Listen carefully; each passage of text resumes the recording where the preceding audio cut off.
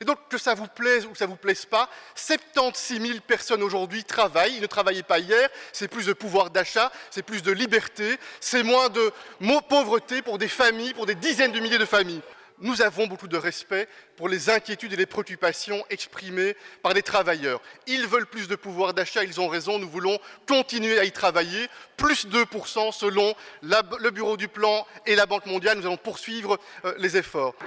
On a entendu donc un Premier ministre et un député libéral nous dire que tout va de mieux en mieux, le chômage diminue, la création d'emplois augmente, les acteurs sociaux se portent bien.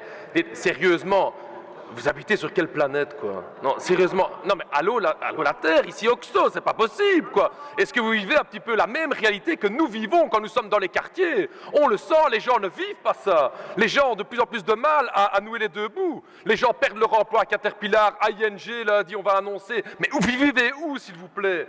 Arrêtez de vous baser uniquement sur des chiffres qui, chaque fois, des prévisions qui ne se réalisent pas dans la réalité. Aujourd'hui, il faut voir la réalité. Les gens souffrent de plus en plus. Et vous faites du cocorico ici, alors que dans la réalité, les gens souffrent de plus en plus. Votre budget, ça c'est le débat aujourd'hui sur lequel personne s'est prononcé dans le gouvernement. 4,2 milliards de trous. Chaque année, vous nous dites, on va résoudre le trou. Ah, on va faire l'austérité, vous allez voir, ça va aller mieux. Et chaque année, le trou devient de plus en plus grand.